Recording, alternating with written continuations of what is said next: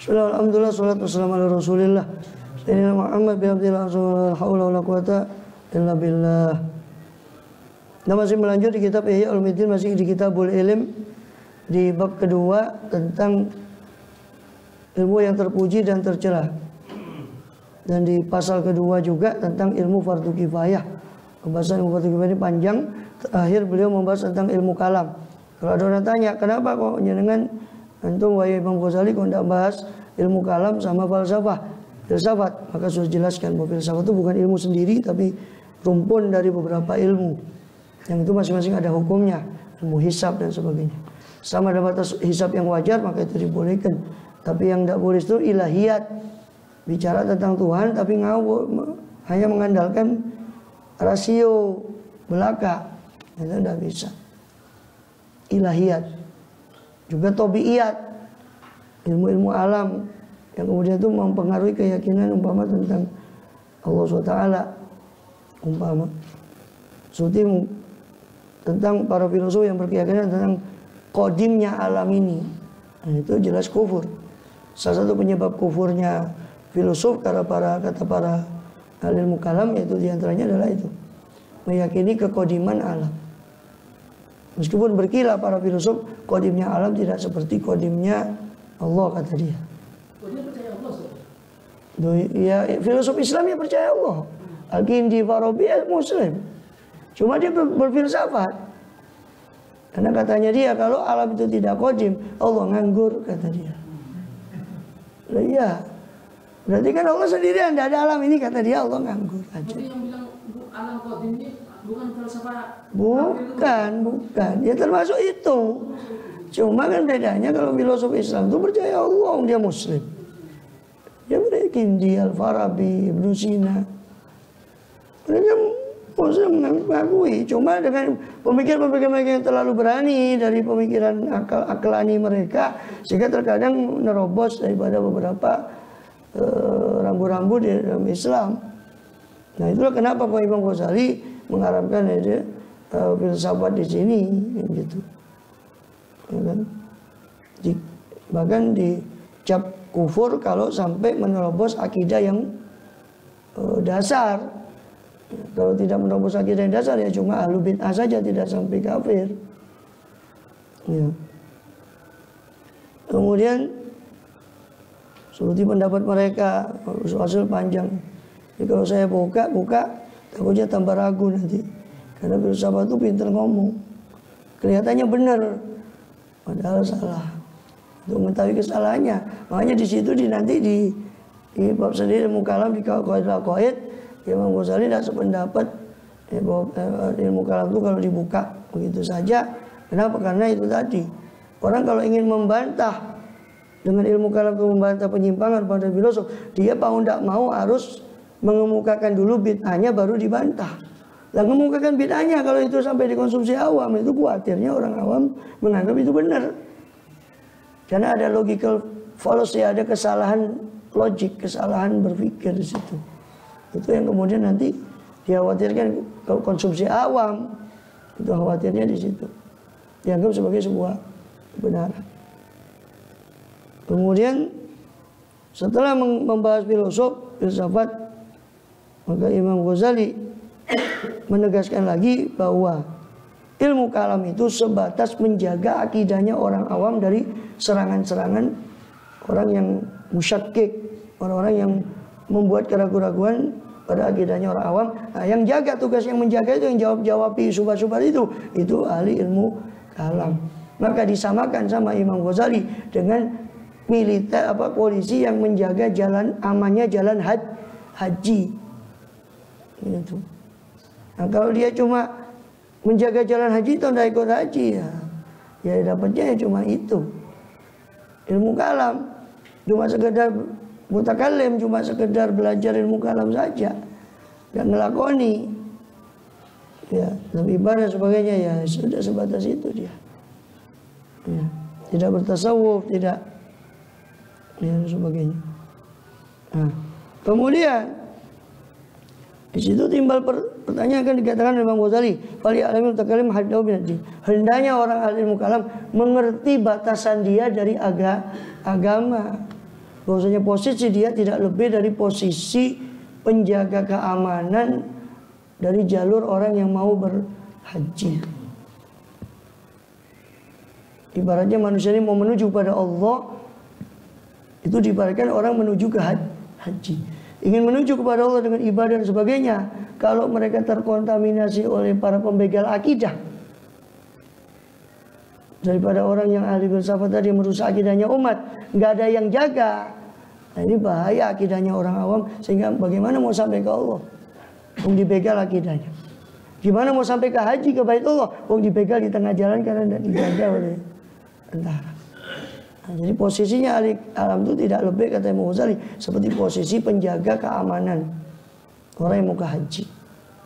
Dia posisi orang ahli mukalam menjaga keamanan jalan menuju Allah dari gangguan para filsuf, filosof, para orang-orang yang menyebarkan syubhat dalam masalah akidah. Itu yang jawabi ahli mukalam.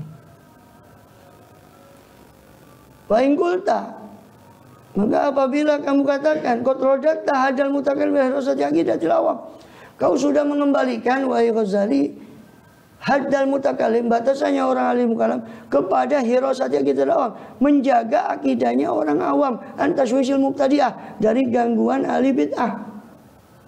Kama ana haddal badraqah, sebagaimana batasan penjaga itu hirasatu aqmisyatil hajij, adalah menjaga kain atau pakaian orang-orang jemaah haji an-nahbil Arab, dari rampasan orang-orang Arab Badui. Ya. Yang maksud aqmisyah di sini bukan hanya kain ya. Aqmisyah itu jamak dari kumash. Tapi maksudnya ini benda-benda, harta-harta yang dibawa oleh para jemaah haji dijaga dari rampasan orang-orang yang merampas di tengah jalan. Orang ahli ilmu kalam menjaga akidahnya orang awam dari pembegal akidah.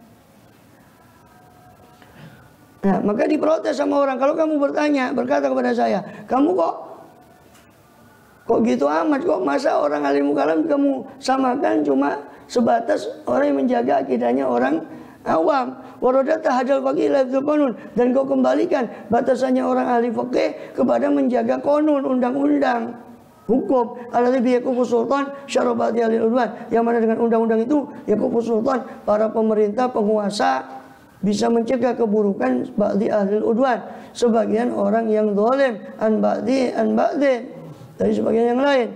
Wahatani rutbatani nazilatani, dua posisi itu baik bagi faqih maupun bagi orang yang ahli ilmu kalam dan ahli ilmu fikih, dua posisi itu rutbatani nazilatani adalah dua posisi yang rendah bil idhofati ila ilmi din, kalau dibandingkan dengan ilmu agama.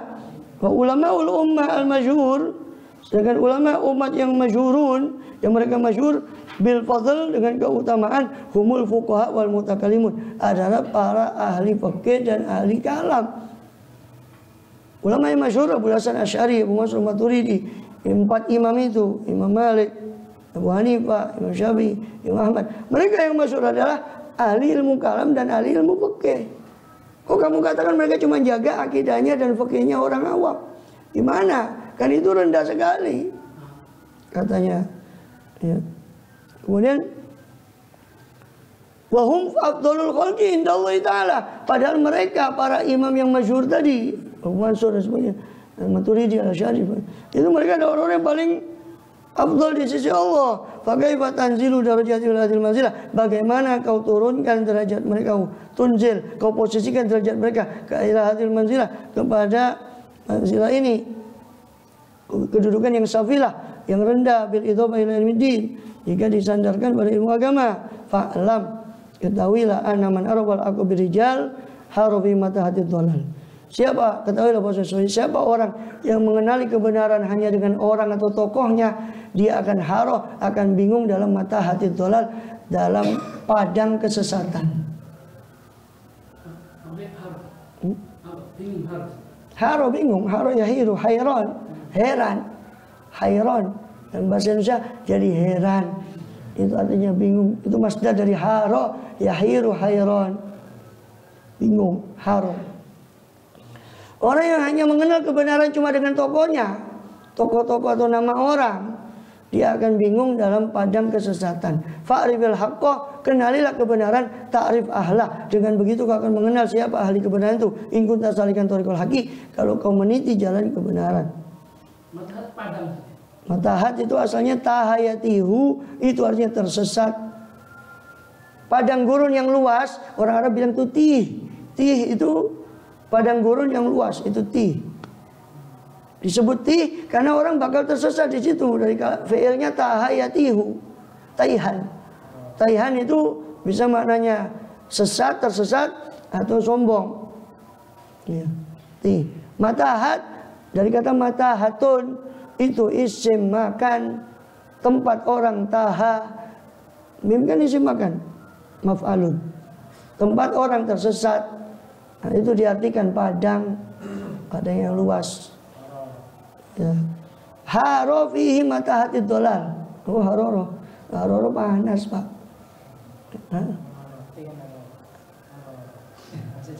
Oro-oro tak pikir haroro. Sing cetha kurang ngopi san.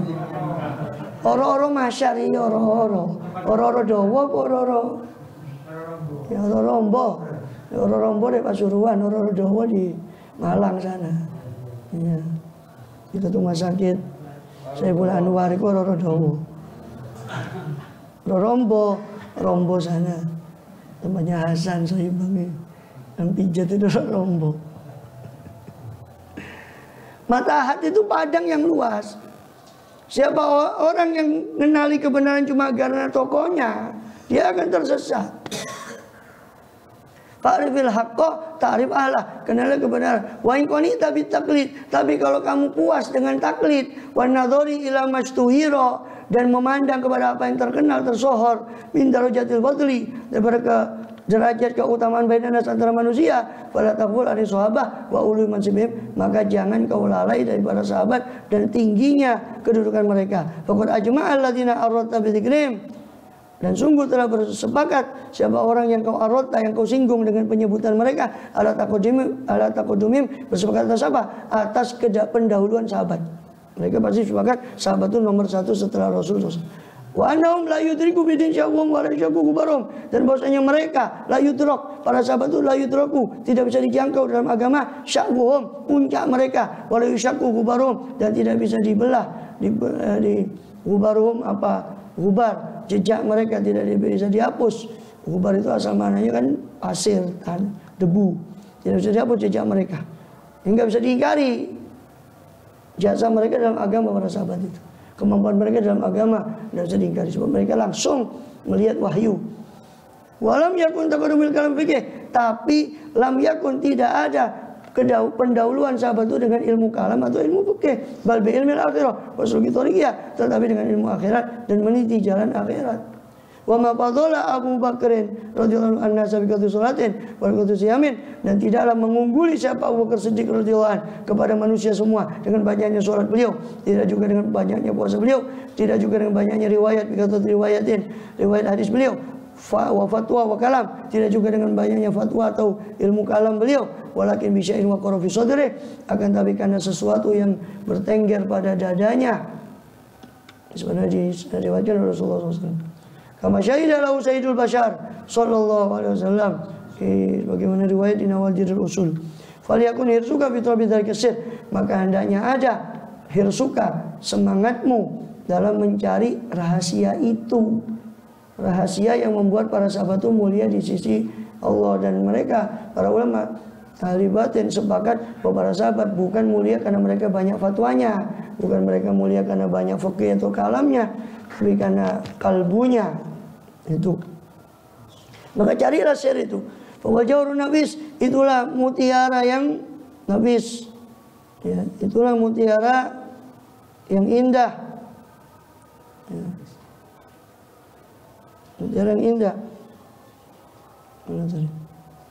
Wadurul maknun, itulah ad-dur, permata yang maknun atau mutiara yang tersimpan rapi.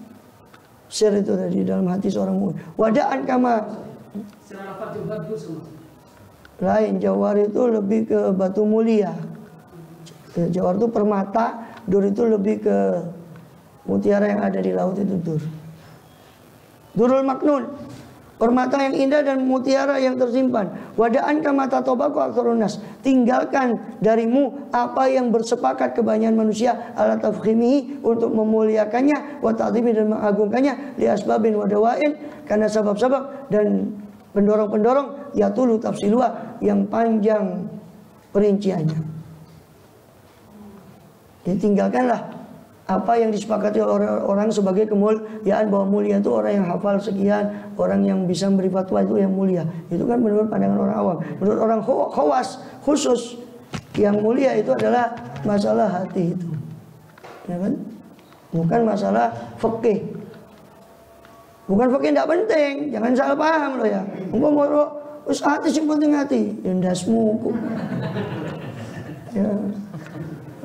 Loh, mosok sah orang sholat tanpa fikih? Enggak, soalnya ini banyak orang keblinger, ma'rifat, fikihnya dah entos, ngaji ma'rifat, fikih sing dasar dah entos. Ya. Artinya fikih tanpa kalbu, tanpa tasawuf itu enggak bermakna. Banyaknya fatwa tapi dia tidak itu enggak bermakna, itu maksudnya. Bukan ilmu fatwa itu tidak sama sekali, kan tadi sudah jelaskan. Ilmu fatwa itu penting, itu menjaga hukum di antara manusia. Kalau dia ingin tanya hukum kepada orang ahli fatwa, tanya akidah pada orang ahli ilmu kalam, itu penting untuk menjaga orang awam.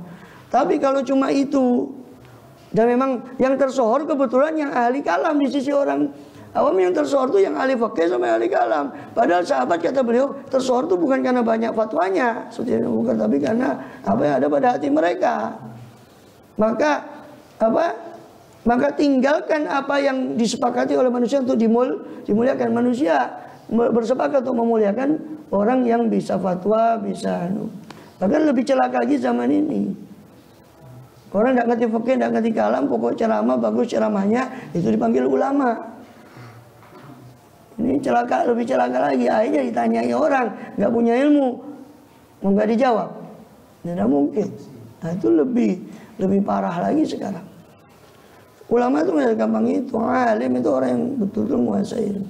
Kalau cuma sekedar ceramah, ya kirun, mohon maaf, ya, atau pelawak-pelawak itu juga bisa, tapi jangan memposisikan dia sebagai ulama, keliru.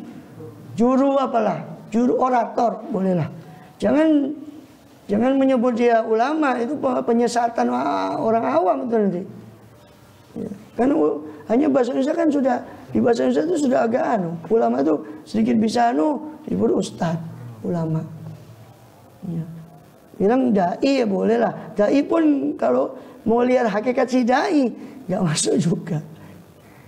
Dai itu orang yang murni ikhlas menyeru orang kepada Allah, bukan kepada dirinya, kepada Allah, bukan kepada dirinya. Itu dai. Kalau cuma menyeru orang pada dirinya, ya, itu bukan dai. Bukan ulama, itu ubaru. Ulama, jadi ubaru. Bukan ulama. Tadi Rasul telah dicabut nyawanya dari ribuan sahabat radhiyallahu anhum, kulum ulama billah, semua para sahabat itu ulama billah. Atna'in Rasulullah memuji mereka, walam yakun fihim ahadun yasurusun atal kalam, dan tidak ada pada mereka satupun yang cakap dalam ilmu kalam. Walam yunassib nafsul fatwa, tidak ada satupun yang memposisikan dirinya untuk fatwa dari seorang sahabat itu illa bid'ah asyara rajulan, kecuali belasan orang. Sahabat yang puluhan ribu yang diakui sebagai ahli fatwa cuma belasan orang. Padahal sahabat Rasulullah itu mulia karena ma'rifatullahnya yang ada di hati, bukan karena bisa memberi fatwa. Kalau cuma hitungannya mulia karena memberi fatwa, maka di antara sahabat cuma hitungan jari yang bisa memberi fatwa secara mutakamil, secara sempurna. Allahu a'lam bishawab. Fatihah.